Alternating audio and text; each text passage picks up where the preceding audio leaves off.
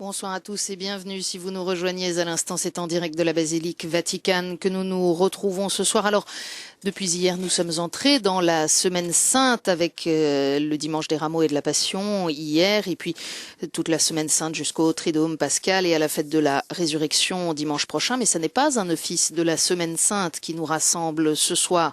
C'est la messe pour le pape défunt Jean-Paul II. Il était difficile cette année de célébrer cette messe à la date exacte du rappel à Dieu du pape Jean-Paul II, puisque vous le savez, il s'est éteint le 2 avril 2005 et cette année, le 2 avril correspond au vendredi saint. Le pape Benoît XVI a donc choisi d'anticiper cette messe anniversaire à ce lundi 29 mars et c'est donc cette célébration pour le défunt pape Jean-Paul II qui nous rassemble alors que la procession d'entrée apparaît au fond de la basilique. Une précision puisque le procès concernant la béatification de Jean-Paul II est toujours en cours. Une précision à la suite de nombreuses rumeurs concernant l'état de santé de sœur Marie Simon-Pierre, la petite sœur des maternités catholiques, dont le cas est à l'étude concernant la béatification de Jean-Paul II, puisque elle a été guérie de façon inexpliquée de la maladie de Parkinson et qu'il revient à la Congrégation pour les causes des saints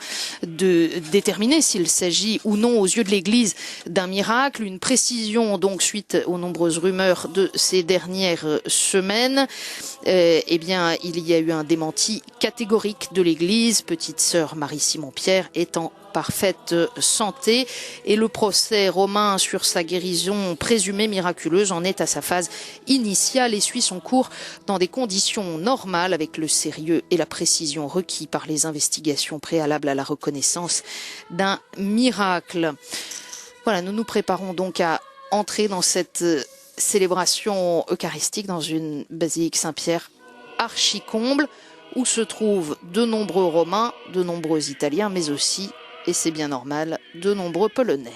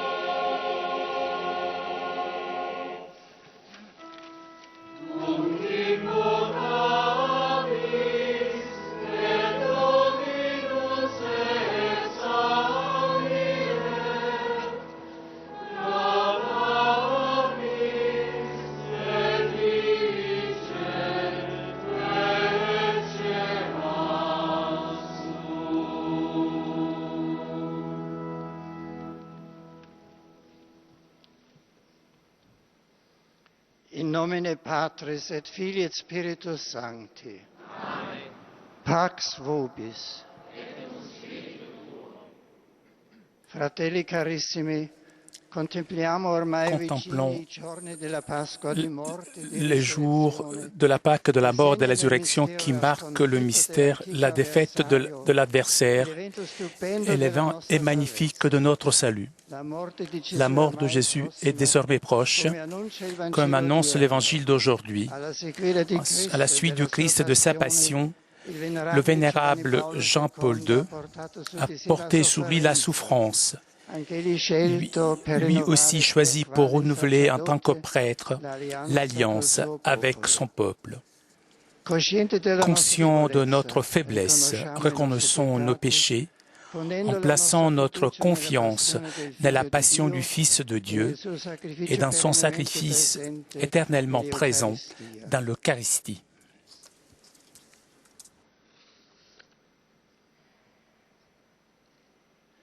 Confiteor, Deo omnipotente et vobis fratres, quia peccavi nimis, cogitatione, verbo, opere et omissione, mea culpa, mea maxima culpa, idio precor beata Mariam semper Virginem, omnes angelos et sanctos, et vos fratres, orare pro me ad Dominum Deum nostrum.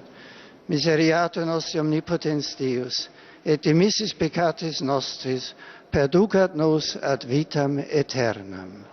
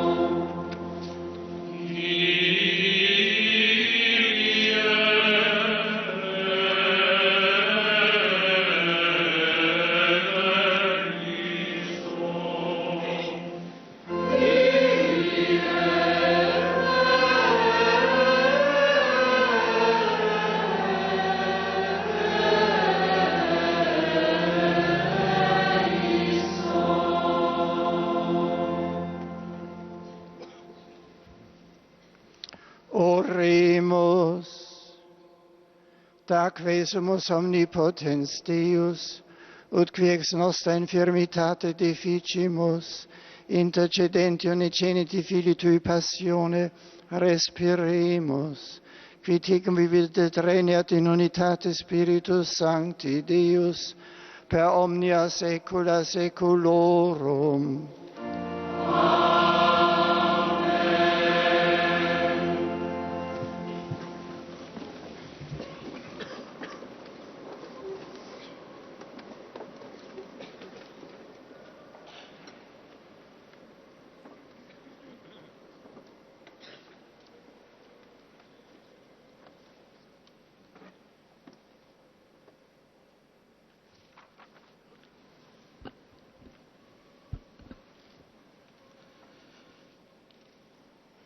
Dal libro del profeta Isaia. Lecture du livre d'Isaïe. Ainsi parle le Seigneur. Voici mon serviteur que je soutiens, mon élu en qui j'ai mis toute ma joie. J'ai fait reposer sur lui mon esprit. Devant les nations, il fera paraître le jugement que j'ai prononcé. Il ne criera pas, il ne haussera pas le ton. On n'entendra pas sa voix sur la place publique. Il n'écrasera pas le roseau froissé. Il n'éteindra pas la mèche qui faiblit. Il fera paraître le jugement en toute fidélité. Lui ne faiblira pas, Lui ne sera pas écrasé jusqu'à ce qu'il impose mon jugement dans le pays et que les îles lointaines aspirent à recevoir ses instructions. Ainsi parle Dieu, le Seigneur, qui crée les cieux et les déploie.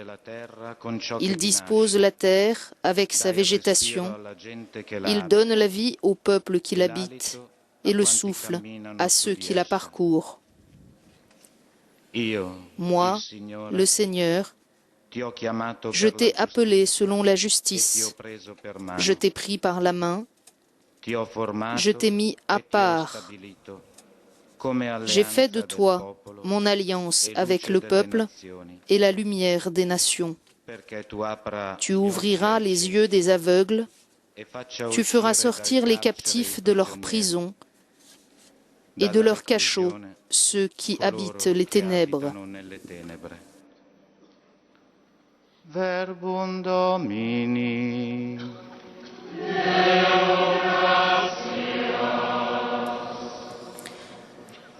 Et l'on chante le psaume 26. Le Seigneur est ma lumière et mon salut, de qui aurais-je crainte?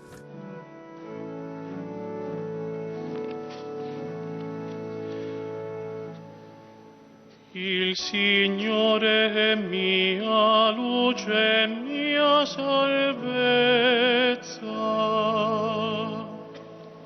Il Signore è mia luce e mia salvezza. Il Signore è mia luce e mia salvezza. Di chi avrò timore? Il Signore è difesa della mia vita. Di chi avrò paura? Il Signore è mia luce e mia salvezza. Quando mi assalgono i malvagi per divorarmi la carne, sono essi avversari e nemici a inciampare e cadere. Il Signore è mia luce e mia salvezza. Se contro di me si accampa un esercito, il mio cuore non teme. Se contro di me si scatena una guerra, anche allora ho fiducia.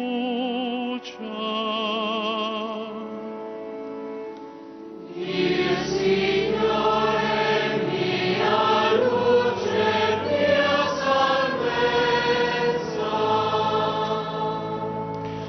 Sono certo di contemplare la bontà del Signore nella terra dei viventi. Spera nel Signore, sii forte, si rinsaldi il tuo cuore e spera nel Signore. Il Signore è mia luce e mia salvezza.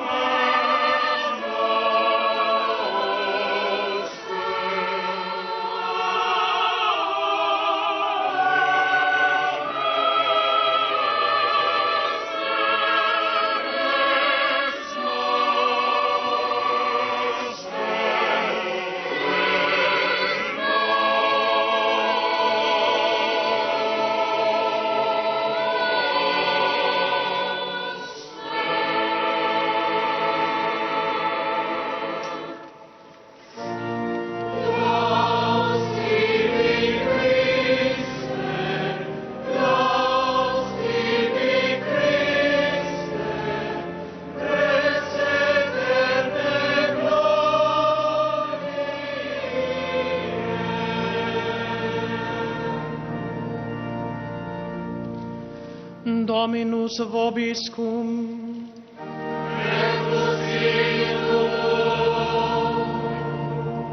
Lectio Sancti Evangelii secundum Ioannem.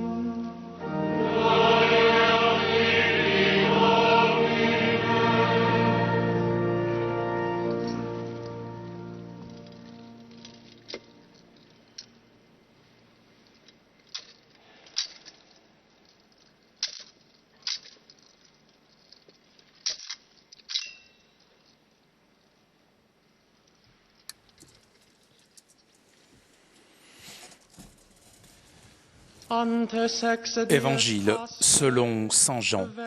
6 jours avant la Pâque, Jésus vint à Béthanie où habitait Lazare, celui qu'il avait ressuscité d'entre les morts. On donna un repas en l'honneur de Jésus. Marthe faisait le service. Lazare, qui était avec Jésus parmi les convives. Or, Marie avait pris une livre d'un parfum très pur et de très grande valeur. Elle versa le parfum sur les pieds de Jésus, qu'elle essuya avec ses cheveux.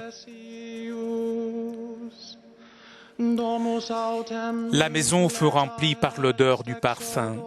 Judas Iscariote, l'un des disciples, celui qui allait le livrer, dit alors: pourquoi n'a-t-on pas vendu ce parfum pour 300 pièces d'argent que l'on aurait donné à des pauvres?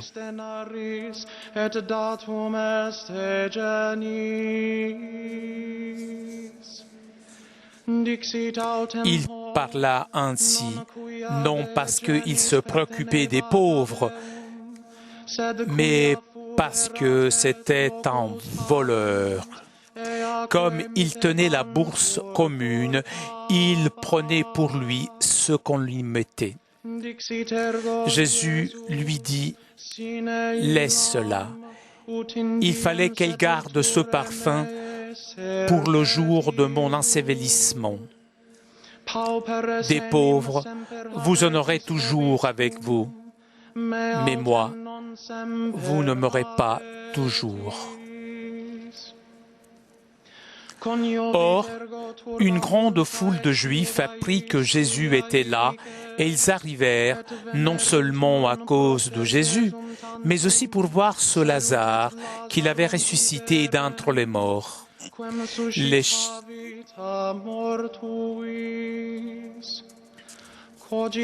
Les chefs des prêtres décidèrent alors de faire mourir aussi Lazare, parce que beaucoup de Juifs, à cause de lui, s'en allaient en croyant en Jésus.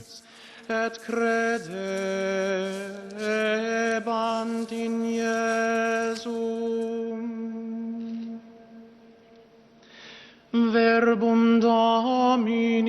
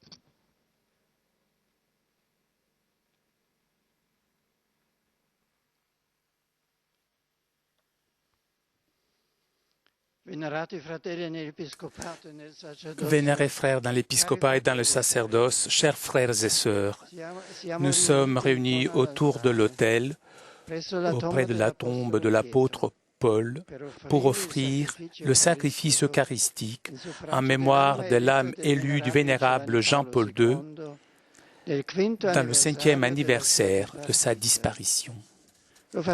Nous le faisons avec quelques jours d'avance, puisque le 2 avril sera cette année le vendredi saint.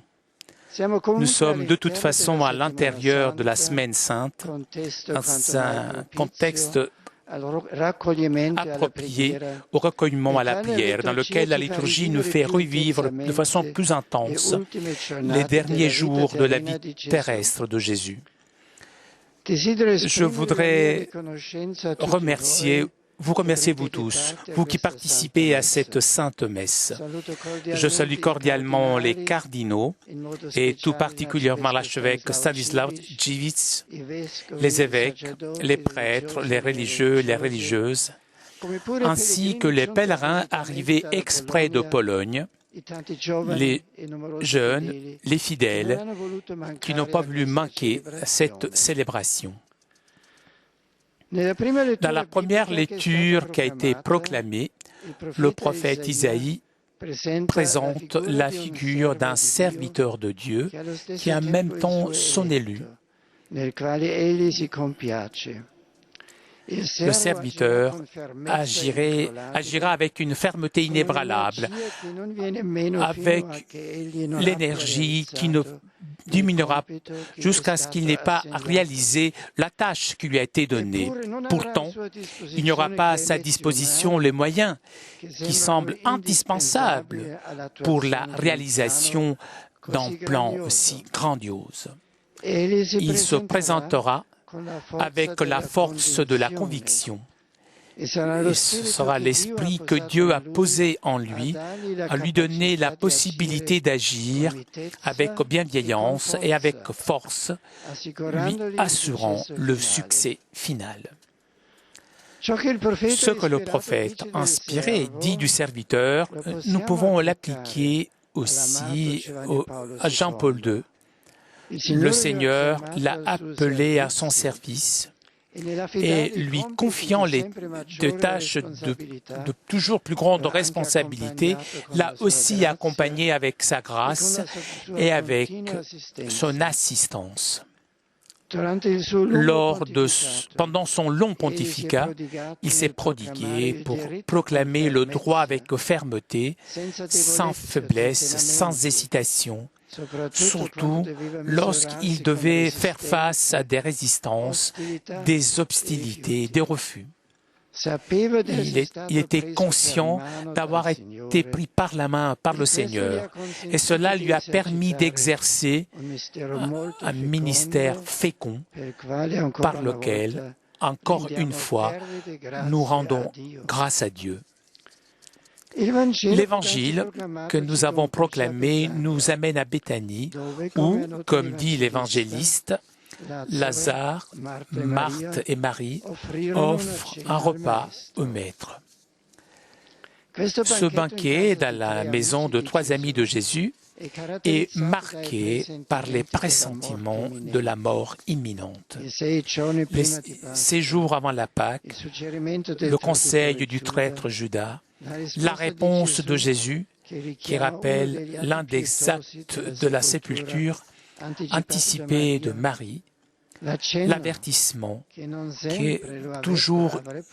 n'aurait pas toujours avec lui, le propos d'éliminer Lazare, où se reflète la volonté de tuer Jésus. Dans ce récit évangélique, il y a un geste sur lequel je voudrais attirer votre attention. Marie de Béthanie prit une livre de parfums très précieux. Il versa sous les pieds de Jésus, ensuite il les essuya avec ses cheveux. Le geste de Marie est l'expression de foi et d'amour, de grand amour envers le Seigneur. Pour elle, laver les pieds du maître n'est pas suffisant, mais il les mouille avec une grande quantité de parfums précieux que, comme dira Jusa, on aurait pu vendre pour 300 dinars. Ils n'ont pas ensuite la tête comme était l'habitude, mais les pieds. Marie offre à Jésus ce qu'elle a de plus précieux avec un geste de dévotion profonde. L'amour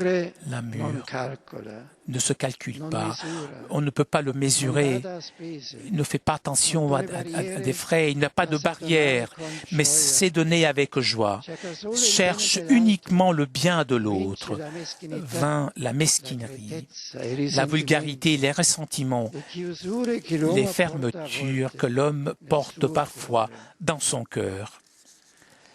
Marie se place aux pieds de Jésus dans une attitude de service humble, comme fera le Maître lui-même lors de la dernière scène, lorsque nous dit l'Évangile, se lève de table, quitte son vêtement et prend un linge qui se noue à la ceinture. Puis il verse de l'eau dans un bassin, il se met à laver les pieds des disciples. Pourquoi il a dit, vous aussi, pour que vous fassiez comme moi j'ai fait pour vous. La règle de la communauté de Jésus est celle de l'amour, capable de servir jusqu'au don de la vie. Et le parfum se répand. Toute la maison, dit l'évangéliste, fut remplie par l'odeur de ce parfum. La signification du geste de Marie, qui est la réponse à l'amour infini de Dieu, se répandit parmi tous les invités. Chaque geste de charité et de dévotion authentique au Christ n'est pas un fait personnel, ne concerne pas seulement le rapport entre l'individu et le Seigneur, mais concerne tout le corps de l'Église. Est contagieux, donne de l'amour, de la joie, de la lumière. Il vint parmi les siens et les siens ne l'ont pas accueilli. L'acte de Marie s'oppose à l'attitude et les paroles de Judas, qui, sous le prétexte d'aider les pauvres, cache l'égoïsme et la fausseté de l'homme renfermé en lui-même, esclave de l'avidité de la possession, qui ne laisse pas emporter par le bon parfum de l'amour divin. Judas calcule là où on ne peut pas calculer. Rentre d'un âme mesquin où l'espace est l'espace de l'amour, du don, du dévouement total. Et Jésus, que jusqu'à ce moment-là était resté en silence, intervient au profit du geste de Marie. Laisse-la. Il fallait qu'elle garde ce parfum pour le jour de mon ensevelissement. Jésus comprend que Marie a compris que l'amour de Dieu, et il dit que désormais son heure s'approche, l'heure où l'amour trouvera son expression suprême sur le bois de la croix. Le Fils de Dieu se donne lui-même afin que l'homme ait la vie. Il descend dans les abîmes de la mort pour porter l'homme à la hauteur de Dieu. Il n'a pas peur de s'humilier, devenant obéissant jusqu'à la mort et à une mort sur la croix. Saint Augustin, dans le sermon où il commente ce texte, adresse à chacun d'entre nous, avec des mots pressants, l'invitation à rentrer dans ce circuit d'amour, imitant le geste de Marie et de se placer concrètement à la suite de Jésus. Saint Augustin a écrit « Chaque âme qui voudrait être fidèle s'unit à Marie pour oindre avec un parfum précieux les pieds du Seigneur. Oint les pieds de Jésus, suis les pas du Seigneur, conduisant une vie digne. Essuie les pieds avec tes cheveux. Si tu as du superflu, donne-les aux pauvres, et tu auras essuyé les pieds du Seigneur. Chers frères et sœurs, toute la vie du vénérable Jean-Paul II s'est déroulée dans le signe de cette charité, de la capacité de se donner de façon généreuse, sans réserve, sans mesure, sans calcul. Ce qui le faisait avancer était l'amour envers le Christ, à qui il avait consacré sa vie, un amour surabondant et sans condition. Et justement, puisqu'il s'est approché toujours plus à Dieu dans l'amour, il a pu devenir le compagnon de voyage de l'homme d'aujourd'hui, dispersant dans le monde le parfum de l'amour de Dieu. Ceux qui ont eu la joie de le connaître, de le fréquenter, ont pu toucher de la main combien vive était en lui la certitude de contempler la bonté du Seigneur dans la terre des vivants, comme nous avons entendu dans le psaume responsoriel.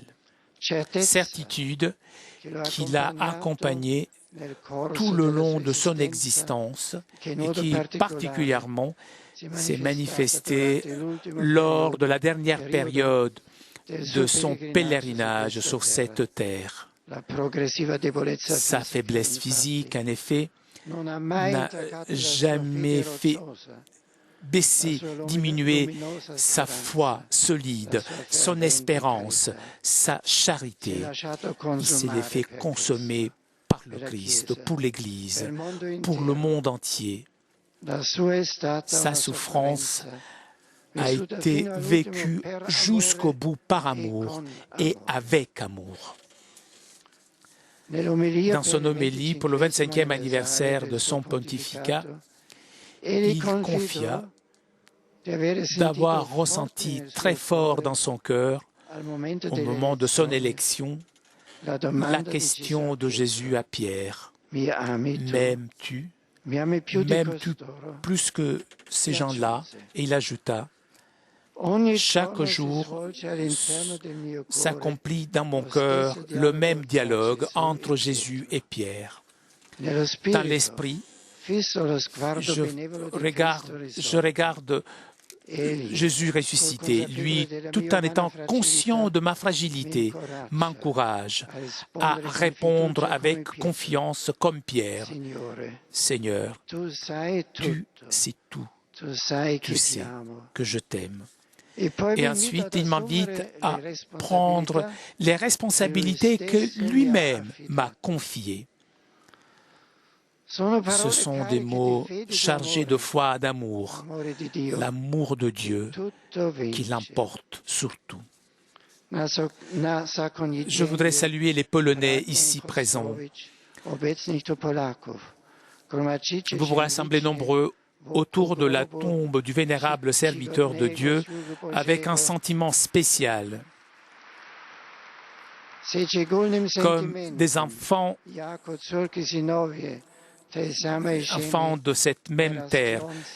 Vous avez grandi dans sa culture et la tradition spirituelle. La vie et l'œuvre de Jean-Paul II, grand Polonais, peut être pour vous une raison de fierté. Il faut cependant que vous vous rappeliez que celle-ci est encore un appel à être des témoins fidèles de la foi, de l'espérance et de l'amour qui nous a enseigné. Par l'intercession de Jean-Paul II, vous soutiennent toujours la bénédiction du Seigneur. Alors que nous poursuivons cette célébration eucharistique, nous apprêtons à vivre les jours de la passion, la mort et la résurrection du Seigneur. Confions-nous avec confiance, sous l'exemple du vénérable Jean-Paul II, à l'intercession de la Vierge Marie, Mère de l'Église, afin qu'elle nous soutienne dans notre engagement d'être en toutes circonstances des apôtres infatigables de son Fils divin et de son amour miséricordieux. Amen.